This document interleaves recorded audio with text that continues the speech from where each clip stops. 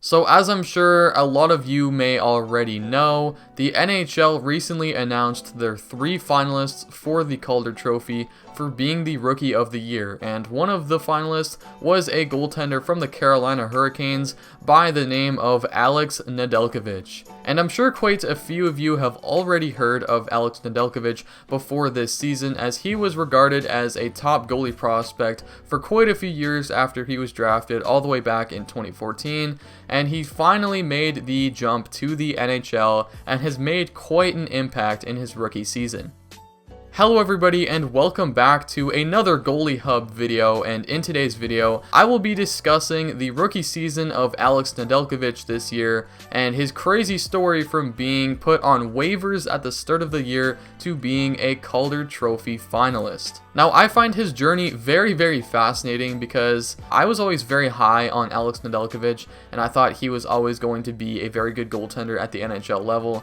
But it took him a while, but he's finally here, and I wanted to go over his crazy story. Now before we get straight into things, I did want to mention a couple of things. So first off, if you're brand new to the channel and love goaltending and just hockey in general, then please click that subscribe button and turn on those post notifications to get notified whenever I upload a brand new video. And I am back. I'm going to be consistently uploading, hopefully every week. I'm going to try and do every single Monday, but some of the weeks it might be pushed back to like a Wednesday or something like that.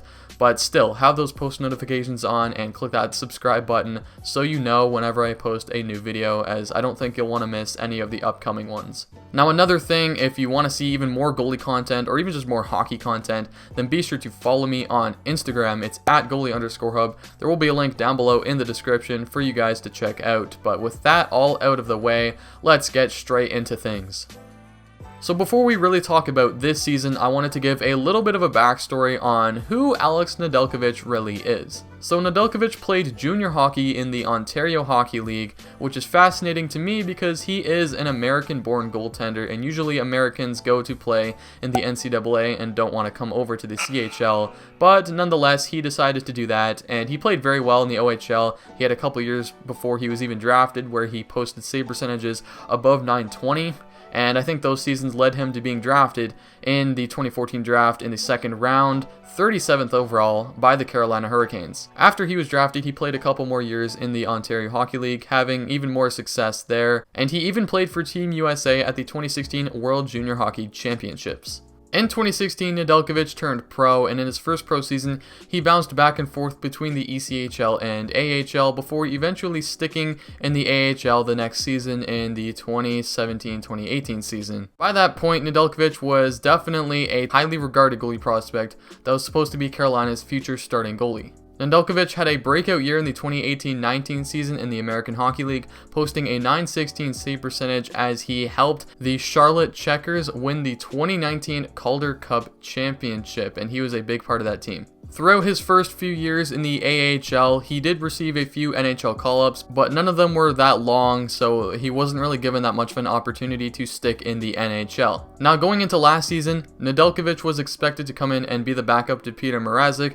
but the Hurricanes decided to bring in James Reimer, so that pushed him back down to the third string spot, so he played another year in the American Hockey League where he regressed a bit from his previous season, and he did receive a late call-up before the COVID pandemic shut everything down, but he was very unimpressive in that, and his future in the NHL was not looking very bright. Of course, going into this season, it was looking like he would be in the AHL again, but the addition of the taxi squad that the NHL made proved to be beneficial for Nedeljkovic, as he was starting off the year on Carolina's taxi squad before, of course, being called up when Peter Mrazek got injured, and, well, the rest is history. So now that we sort of know more about Alex Nedeljkovic and how he used to be a top goalie prospect that looked like he was falling off, that was able to make a big comeback this season, let's go into the analytics for his 2020-2021 season. So in the regular season this year, he's played 23 games with a 15-5-3 record, 3 shutouts, a .932 save percentage, 1.90 goals against average, 14.76 goals saved above average, 12.92 goals saved above expected, 5.5 goalie point shares, and a 74 goals against percentage. Now, some of you may not know what some of those advanced analytics mean. So goals saved above average is basically the amount of goals that he saved compared to the league average this season. So that would mean Nedeljkovic let in 14.76 less goals than the average goalie, which is very, very good. Goals saved above expected is basically the amount of goals he actually let in versus the amount of goals he was expected to let in based off of the type of shots he faced and the number of shots and the danger of the shots that was being taken against Nedeljkovic this season, things like that. And goalie point shares basically shows how valuable a goalie is to his team. So in this case, Nedeljkovic gave the Carolina Hurricanes 5.5 points in the standings. And goals against percentage is kind of similar to goals saved above average, as it is just the percentage of goals that Nedeljkovic let in compared to the league average goalie. So if you have 100%, that means you are exactly league average. So 74% is very, very good. You want to have a lower percentage in that category. Now, if you compare all of these statistics to the rest of the league, Nedeljkovic finished tied for 19th in wins, tied for 6th in shutouts, 3rd in save percentage out of all goalies with at least 5 games played, 2nd in goals against average, again the same thing with the minimum 5 games played, 5th in goals saved above average, 3rd in goals saved above expected, 21st in goalie point shares, and 3rd in goals against percentage. And for the save percentage, goals against average, and goals against percentage statistics, the only guys ahead of Nedeljkovic were both Philip Gustafsson and Jeremy Swayman. Both of them played 9 and 10 games respectively, which is a lot less than Nedeljkovic's 23 games. So it's just crazy to think that he finished that high up in the goalie rankings, and this dude was on waivers at the start of the year. That's one thing I want to point out, and I will get to it a little bit later.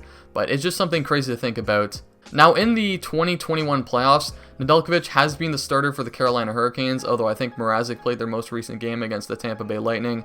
But either way, Nedeljkovic's playoff stats include 8 games played with a 4-4 record, 1 shutout, a .920 save percentage, 2.18 goals against average, a negative .08 goals saved above average. So that's not that great. It's definitely a very average number there.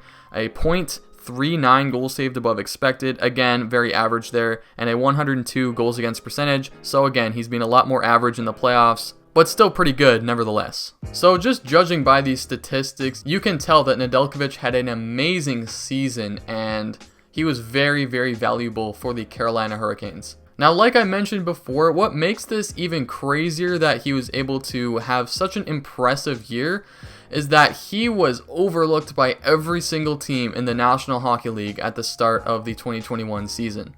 The Hurricanes had him on their NHL roster, but they had to put him on waivers to send him to the taxi squad first. So he went through waivers, and all the other 30 NHL teams had a chance to claim this dude on waivers, and nobody did. And he went to the taxi squad, and then Mrazek got hurt, and he came in and played phenomenal. It really just goes to show you how random goalies can be, though. Everyone was doubting Nedeljkovic at the start of the year, and now he's a Calder finalist. I just find that amazing, and I think it is a nice rebound story for him, as I've always had high hopes for Nedeljkovic, and I'm glad he is finally living up to the hype.